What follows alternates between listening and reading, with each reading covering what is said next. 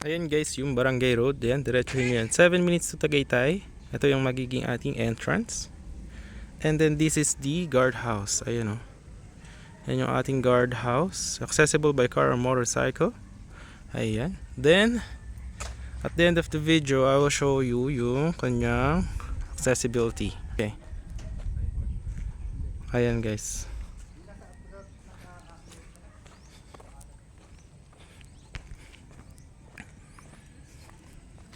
So ayan guys yung guardhouse. Ayan, malamig dito no. This is the concrete road. This is the roundabout. Makalaki. So yung dito gagawin dito is 10 meters yun dyan. Yung dito is this will be 8 meters. So from that point going to that point, that will be the 8 meters concrete road. Ayan, yung mga available lots natin andyan. Alright. Tapos dito may mga available din tayo ng mga house and lot package. Free transfer of title din yan kung gusto nyo naman is house and lot. So yan, pati selling siya. But if you want naman yung lot lang, tulad nito, yan, pwede siya, available yan. Gagawin tong 8 meters na kalsada. From that point, may stick na yan, ito, up to this one. Yan. So that will be 8 meters. So ayan, lalakihan pa yung kalsada. So malaki po yung magiging concrete roads dito. And then there, nalagyan pa yan ng perimeter fence. Ayan. So at the end of the video, ipapakita ko rin yung kanyang accessibility from this guardhouse going to Tagaytay. So papakita ko yan dyan. And then for now, ipapakita ko muna yung drone shot of the property para makita nyo yung kanyang kalakihan. So pakita ko muna siya sa inyo.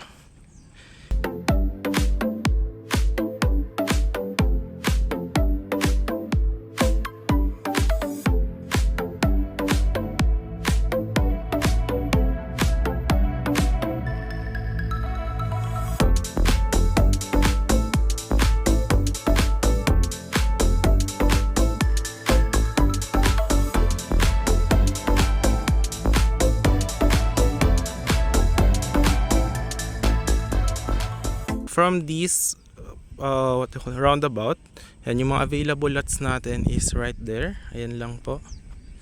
Ayan, okay. And then here, ayan, from that point, ayan, up to here, yan, sa may point na yan, that will be concrete road, 8 meters yan. Then lalagyan pa yun ng 1 meter sidewalk. Ayan. So yung mga available lots natin is right there. Ayan. Meron din doon end lot, meron din dyan.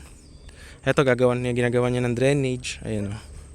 Kita niyo naman yung drone shot. So malawak yung property natin. Meron din available dito mga corner lot. Ayan, dito may available din corner lot. Ayan. So under ongoing development po siya. Ayan. Ito may available din diyan o. Ayan. Pero kung mga house and lot package, andun yan sa block na yan doon. Kung gusto niyo house and lot. Okay? So, pakita pa natin yung ibang concrete roads developments. Okay.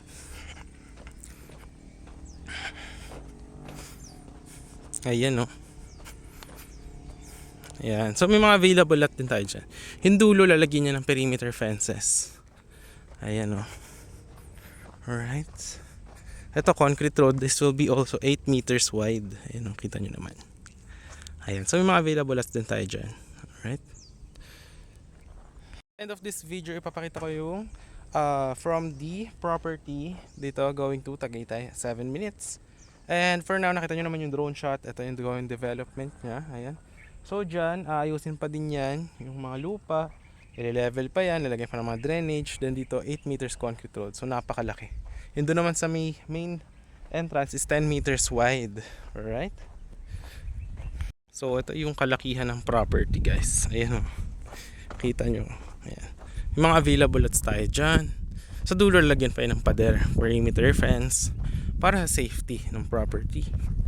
Ayan, laki ng kalsada guys. Kasya dalawang SUV kabilaan. Tapos dun sa main road 10 meters. Pakalaki. Ayan. Lamig dito guys oh. Ngayon is oras ngayon. 1 PM. Pero mahangin yung weather kasi almost Tagaytay boundary na kasi to. Ayan. So ayan, may mga available lots dyan dito din. Ayan. Yung ating guardhouse guys. Ayan. So yan, dito, didiretsuhin dito ng 10 meters.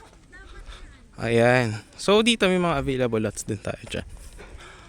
Ayan. Alright. Ayan guys. So, yan.